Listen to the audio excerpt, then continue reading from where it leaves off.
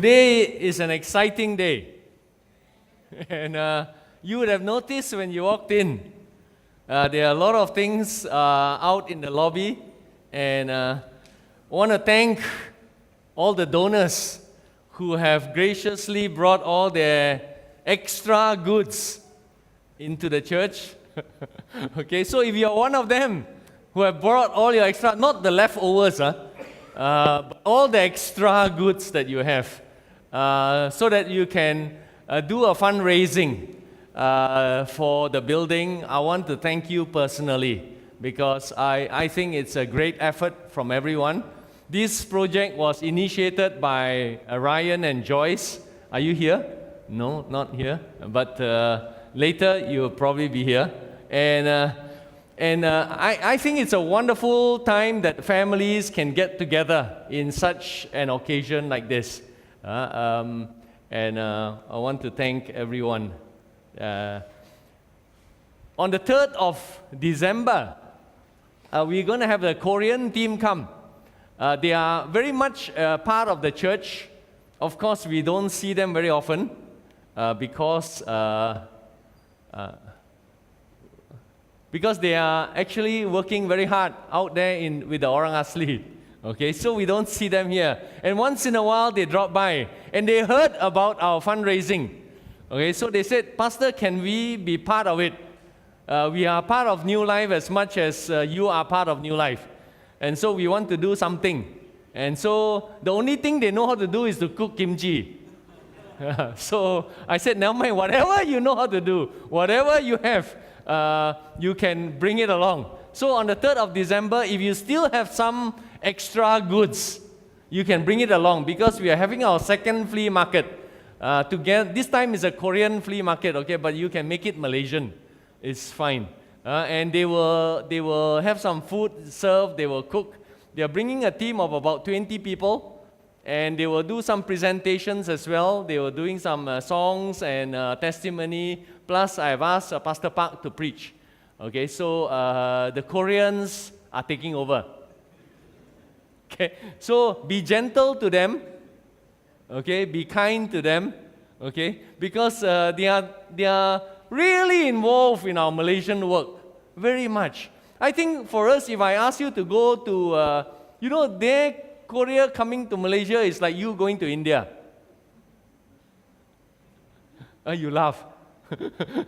Imagine each and every one of us learning dialect in India, either Hindi or Kannada or Punjabi. You try learning one of those subjects. The Koreans actually memorize, they have in their pockets all these scriptures and words and all that. And everywhere they go, they sit the bus, they are, Selamat pagi, good morning, selamat pagi, So they actually memorize these words so that they can come and minister. And I think it's not easy.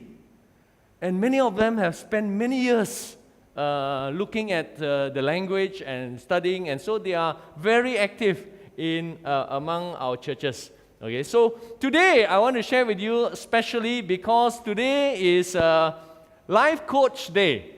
Today I'm going to introduce to you 9 life coach. If you count with your fingers, it's just make it. Okay, we have original 7, and there are 2 extra. This is so that we can distribute some of this workload and also caring, and be more focused on coaching you. Okay, so I made the groups a bit smaller, and so that we can do that. But before I start, I want to share with you a passage, and of course you have read all the requirements of an overseer. An overseer. Some call them bishops, some call them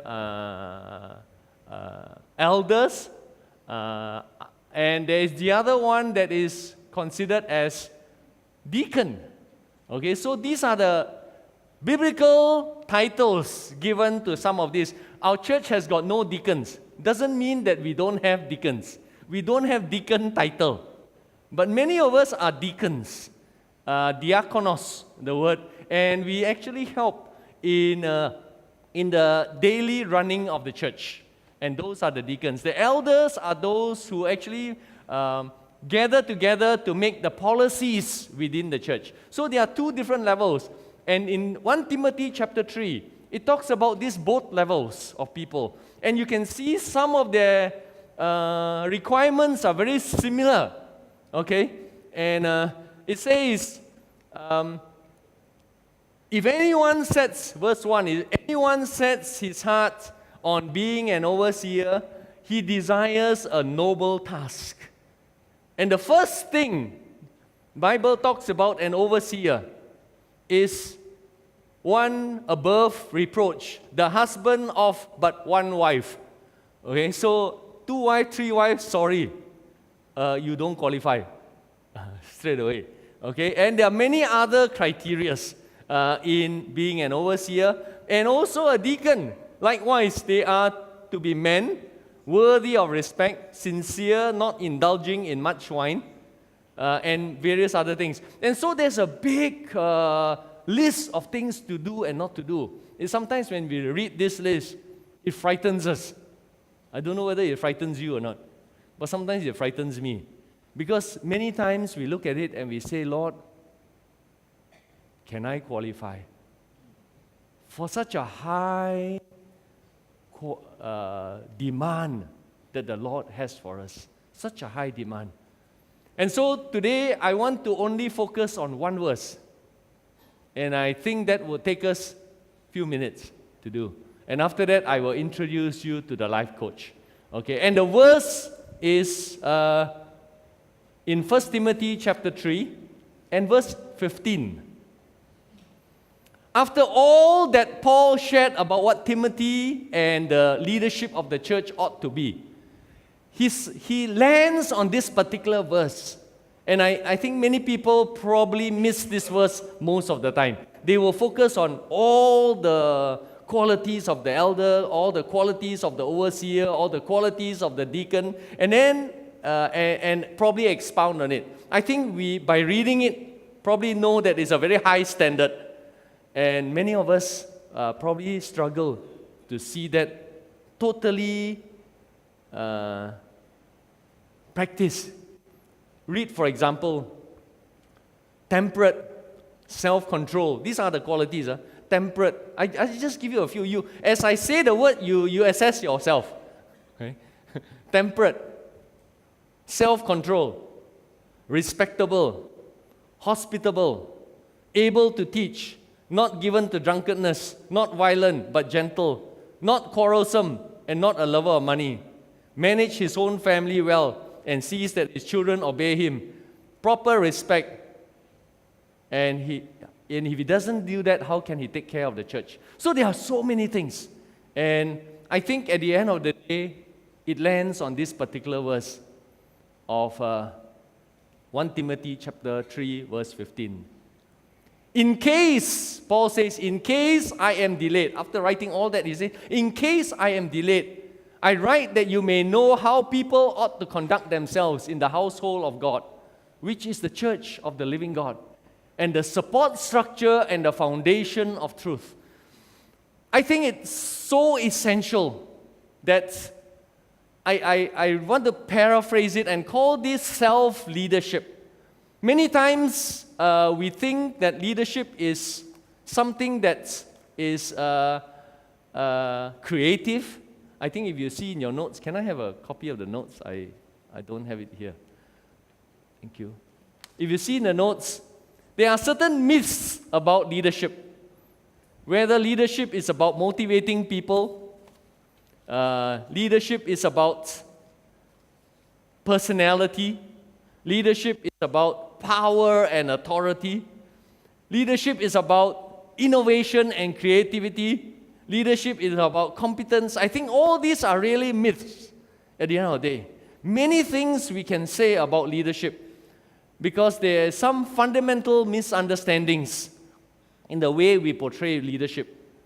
Leadership actually starts with the self.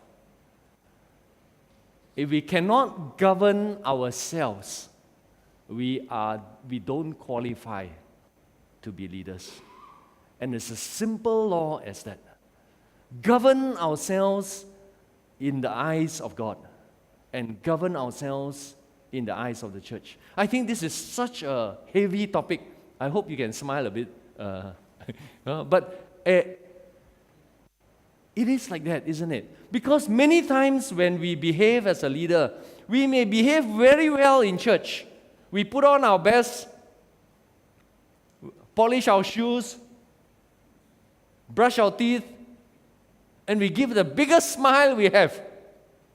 Sometimes real one, sometimes fake. But we give the biggest smile that we have because we are in church. But the moment we walk out of that door,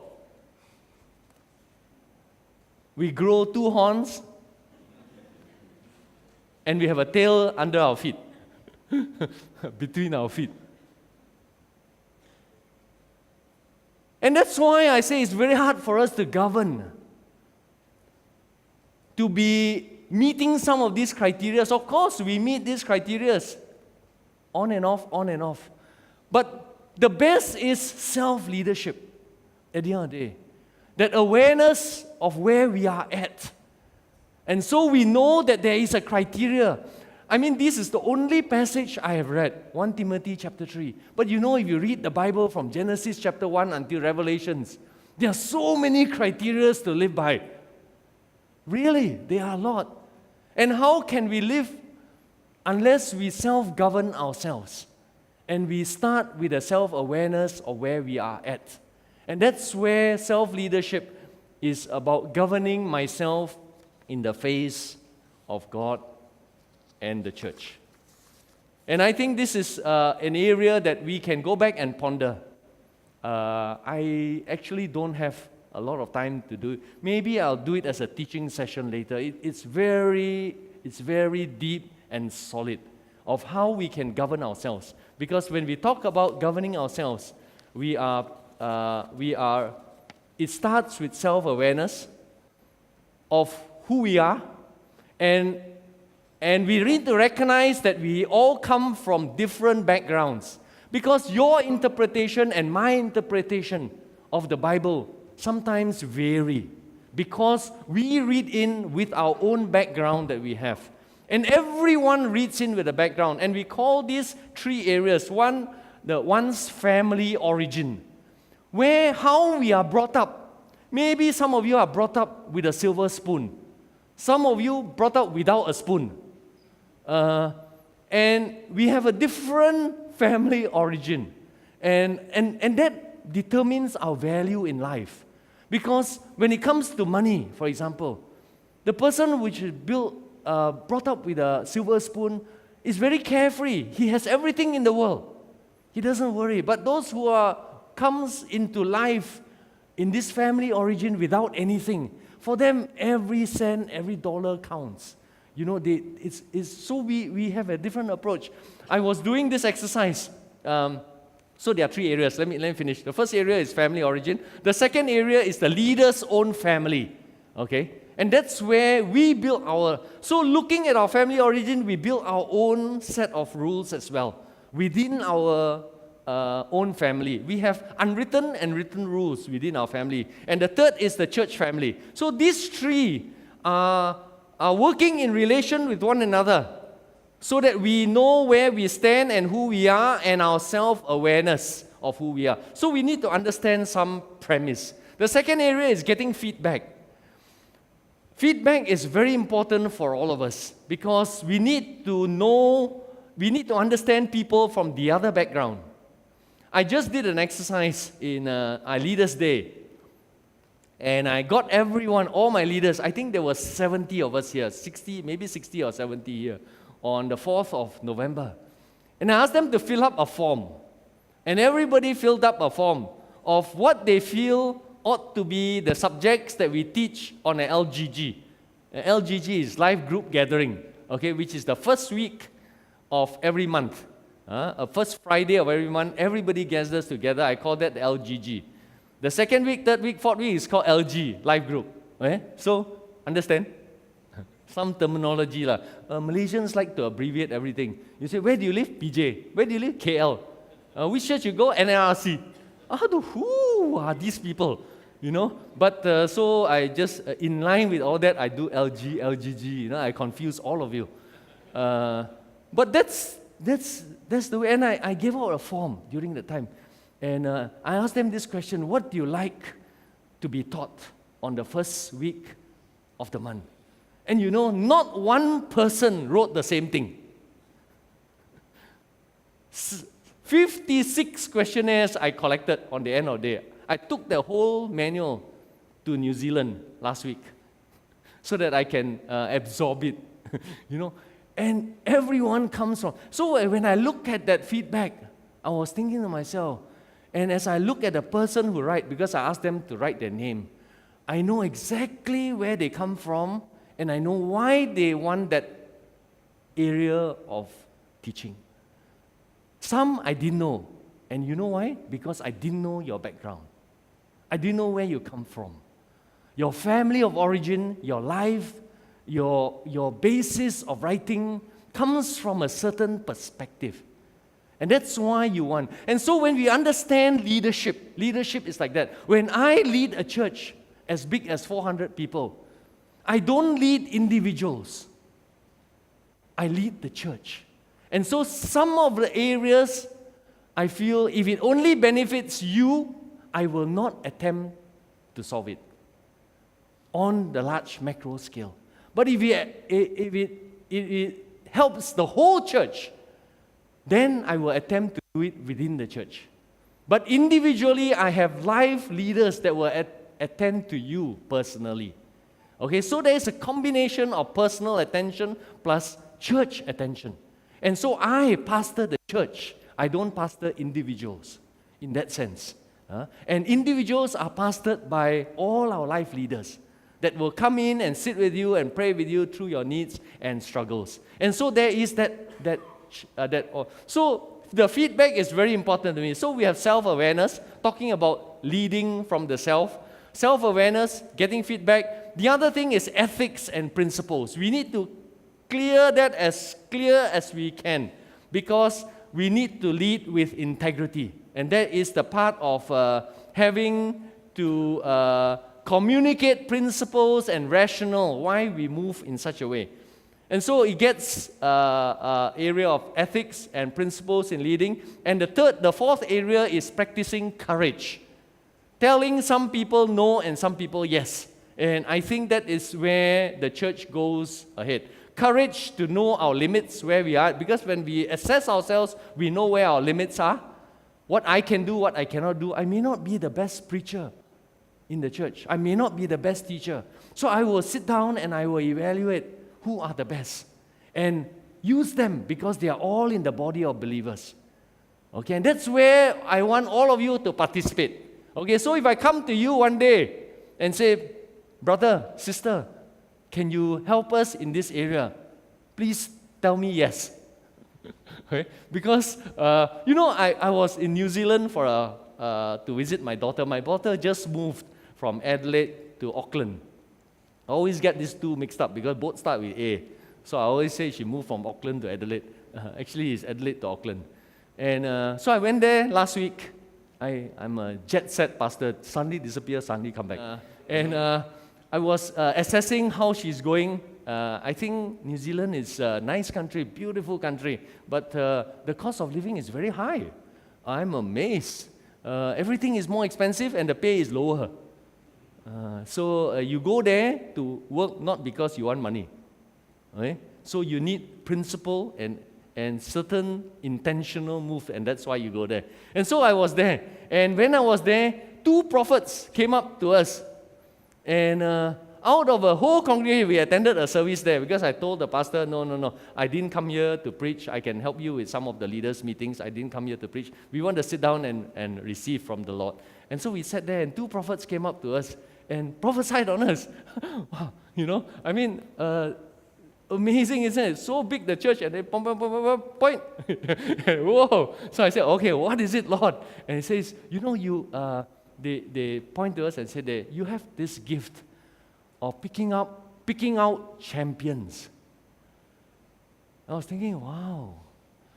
When I look back, I said, actually the people that I've been selecting, What makes a good leader is a person who knows and recognizes who can be part of his team.